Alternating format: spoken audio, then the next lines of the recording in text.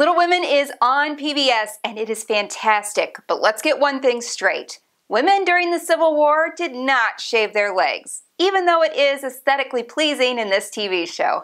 This was a favorite book for a lot of Little Women growing up. One of the few pieces of really good American literature written by and for women. It's a novel for us American girls who love Pride and Prejudice and Jane Eyre and those amazing novels.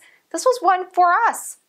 There have been lots of iterations of this book in movie and TV form, but this one is great, in large part to Angela Lansbury. I mean, this woman, she is just a treasure.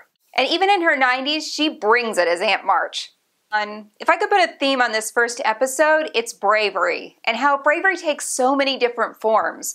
Like Jo writing a book. That's something that women didn't really do back then, but she did it, and that was brave.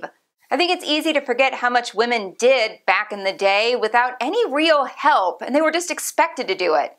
Do the laundry, cook the dinner, keep everybody going, kind of be the nurse at home even. It's not like women had options, they just had to do what they were told.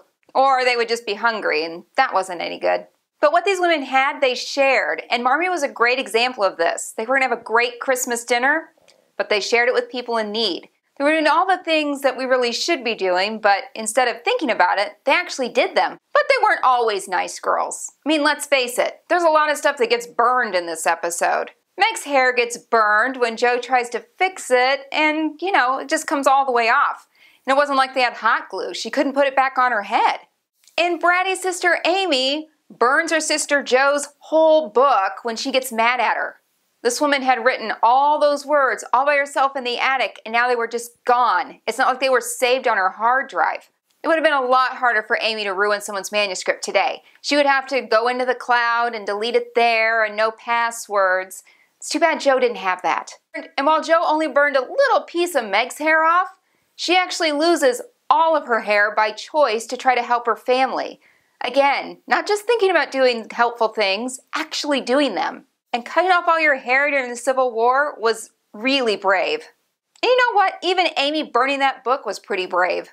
I mean, I'd be scared of my sister if I ruined her year's work.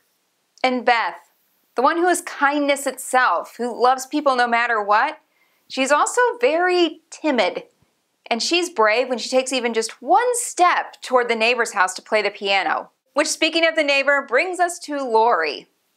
Never liked this character ever in the book or on this show. I mean, he's a great actor and he's adorable, but I always feel like he kind of gets what he deserves later in the story. But I'm not going to spoil it for you in case you missed this book at school. Marmee is brave. She takes on everything in the household with no help and just keeps things going. And then she's brave when she leaves her girls alone at the house and asks Aunt March for money, and then Jo gives her money, and she just takes it on and moves with it. And that's kind of the theme of the show. While Jo is discussing manliness and how she thinks men are brave, all through the story, it's the women who show they're fearless. And bravery is without gender.